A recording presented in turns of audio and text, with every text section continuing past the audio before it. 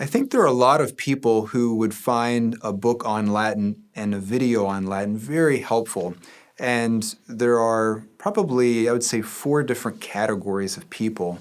The first I'm thinking of are homeschoolers, so those who want some exposure to Latin and maybe they're part of a classical school or just a homeschooling network.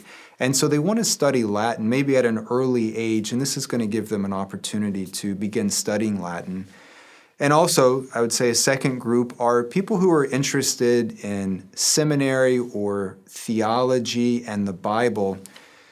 Latin is a language that is very intimately connected to the Bible as well as theology. So when we think of church history, we have literally thousands of documents that are written in Latin, many of which have never been translated before into English or other modern languages. So if you're interested in theology, and if you have a background in the Bible, or even if you're a pastor, there could be very helpful ways to learn more Latin that could help you as you want to grow in your understanding of theology, as you want to become even a better student of the Bible. A third person would be someone who's interested in classical studies. And so traditionally we have a major in college, it's called classics or classical studies, but those people who are interested in the ancient world, really around Rome and Greece. And if you want to study the ancient world, you really need to have familiarity with Latin, and this will enable you to have a good understanding of Latin. I'd say the fourth group of people are those that won't necessarily need it for their profession or their vocation, but who want to use Latin to help them in other areas of life.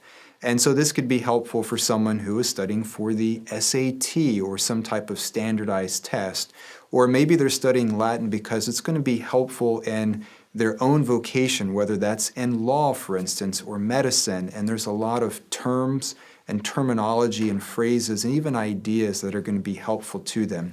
So I think of those four different categories of people who all have slightly different aims and purposes, but their end goal is to be able to use Latin, and it's going to help them in whatever area of life they might be wanting to pursue more. I first started studying Latin when I was in college, so I was a Spanish major but had opportunities to study Latin as well, and I became increasingly more interested in that language.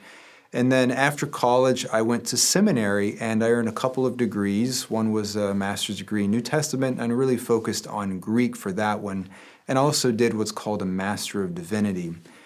After that, I did a PhD, and in the PhD, I had to do a lot of Latin. I had individual reading courses in Latin where we would translate different part of letters and other treatises, and I really enjoyed that a lot. And after graduating with my PhD, I've been teaching for 11 years full-time, and I have taught Latin courses in addition to other language courses. So I've been a student of Latin for many years and had opportunities to translate in Latin, to teach in Latin, and also just to be always growing in my understanding and appreciation of Latin.